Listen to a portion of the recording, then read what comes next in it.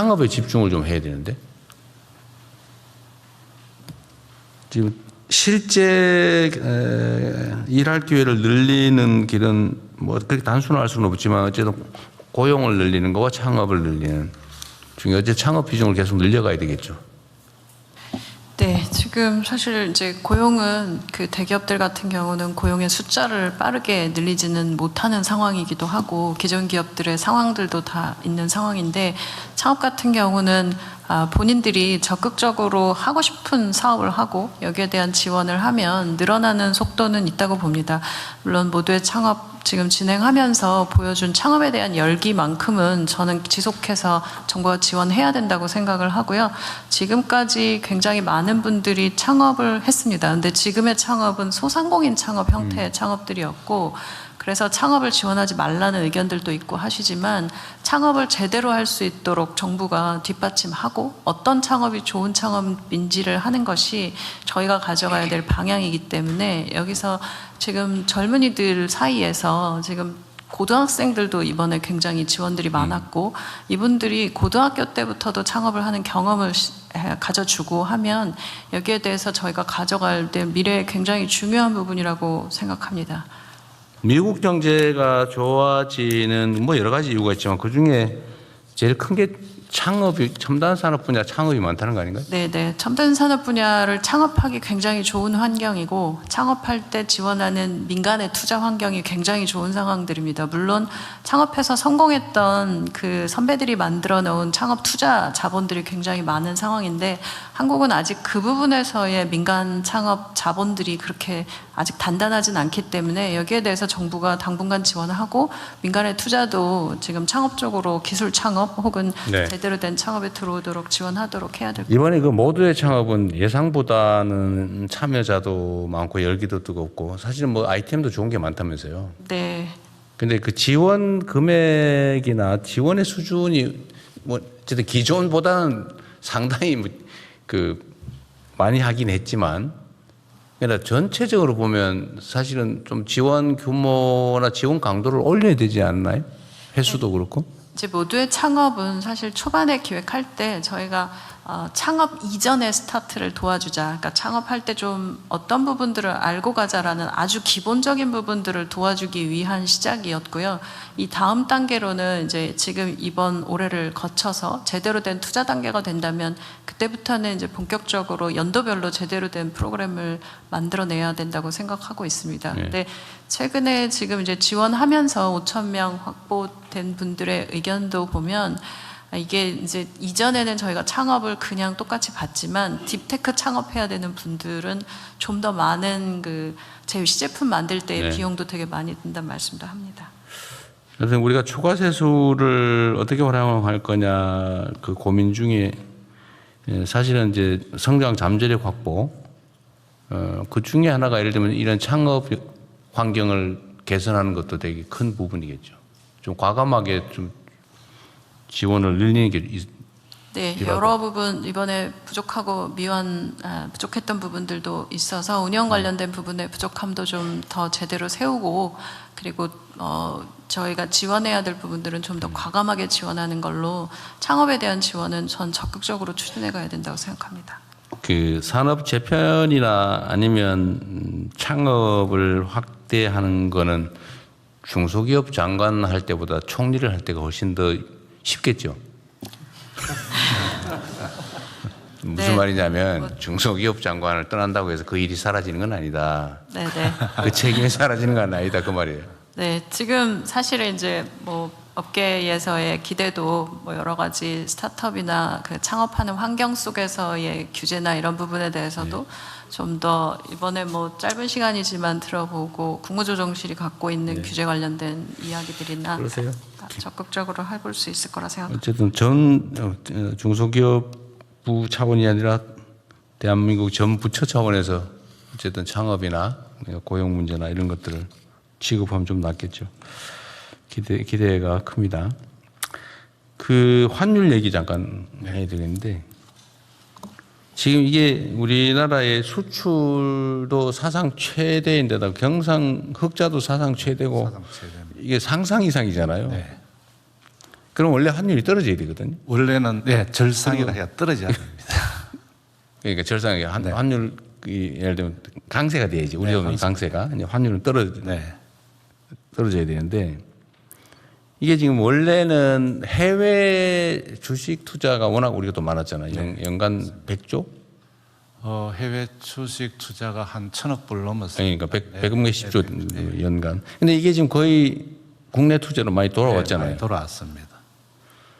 그런데도 이게 환율이 계속 이 불안한 진짜 이유는 어쨌든 달러 강세와 이 엔화 때문이라는 거죠. 엔화도 약세입니다. 엔화가 지금 엔화 약세. 사상 최고의 약세를 보이고 있죠. 그러다가 또 외국인들의 어떤 우리 주식시장이 주가가 올라가다 보니까 외국인 매도 때문에 외국인들이 좀 수익 돈을 많이 벌었습니다. 그래서 일부는 이제 매각하다 보니까 매각하게 되는 한 10% 저희들은 매각한 걸로 해서 한 140조 정도로 보고 있습니다. 그게 이제 환전하면서 원래 이게 이제 한국의 주식 시장이 상황이 좋아지면 외국인 매수가 들어와 가지고 원래는 이게 이제 달러 공급이 돼서 이렇게 돼야 되는데 지금 반대로 너무 급격하게 많이 오르다 보니까 외국인 포션이 늘어나 가지고 그 한국물 그 관리 포션이 커져서 이걸 좀 줄여야 되는 상황이 되어버린 거죠. 줄여야 되는. 너무 커져가지고. 그러면 이게 구조적인 문제라기보다는 단기적인 문제인 거예요? 그래서 저희들은 지금 이제 시장의 목소리는 작년 말 대비해서 한 더블을 벌었습니다. 한 2배 정도 외국인 벌다 보니까 한 10% 매각했는데 이 정도 하고 나서 또 최근에 사기 시작했습니다. 또 특정한 종목 같은 경우는. 그래서 좀 더 지켜봐야 되는데 이런 게 좀 정리되고 나면은 환율이 좀 안정되지 않을까. 외국인들의 소위 리밸런싱 이 끝나갈 시점이. 근데 그게 사실 이제 주가의 급격한 상승이 멈추는 시점 아니에요? 그렇죠. 지금처럼 계속 너무 급격하게 상승하면 계속 포지션 조정을 해야 되잖아요. 그래서 이제 안정적인 주가 상승이 가장 국민들이나 또 외국인들한테 감정한 것 같습니다. 이게 결국은 이게 정상화 과정이기도 하고 최근에 이제 반도체 분야의 전망 개선이 너무 급격해서 너무 급격하게 올라서 그렇습니다. 어쨌든 1,500원 중반대는 너무 소위 펀더멘털에 비해서는 너무 과하다는 거죠. 과하다고 지금 생각하고 또 미국이나 또 이런 쪽에서 시간이 문제겠군요. 시간을 가지고 저희들이 급격한 시장의 어떤 변동성을 막도록 하겠습니다. 어쨌든 뭐 관심도 많으니까 잘 챙겨 보시고요. 산업부. 산업부 에너지 수급반 보고 드리겠습니다.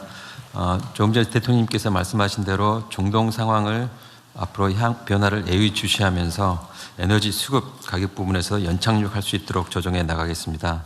현재 원유와 나프타 수급은 아주 안정세를 보이고 있습니다. 원유, 나프타 모두 한 90% 이상을 확보한 수준입니다.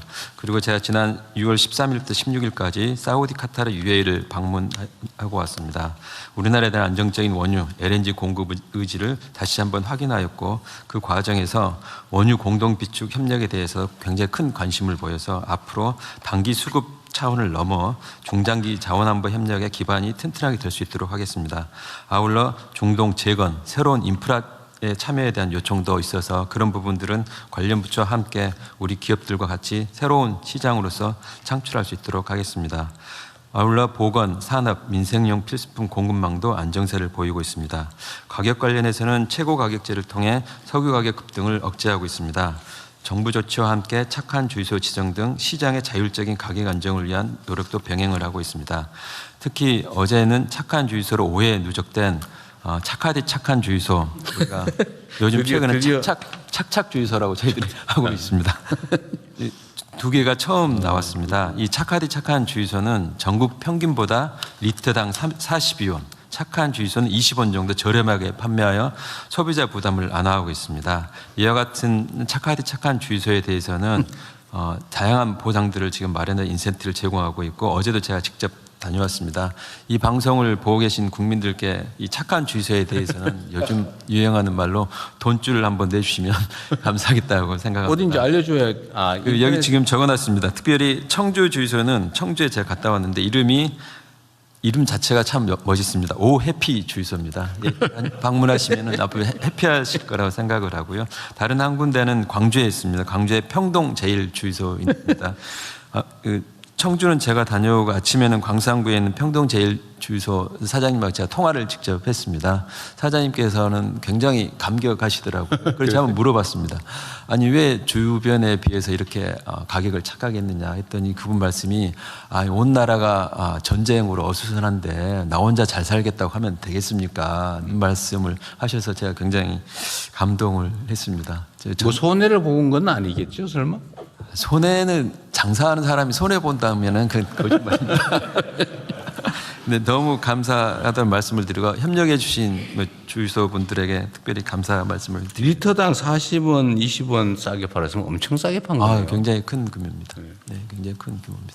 그만큼 이렇게 협력해 주시는 착한 주유소 분들에 대해서 제가 금융이나 다른 기관들의 어떤 인센티브에 대해서 요청을 하고 있습니다. 우리 행안부에서는 연말에 대통령 표상을 적극적으로 검토해 주신다고 해서 한번 주시면 감사하겠다는 말씀을 드립니다.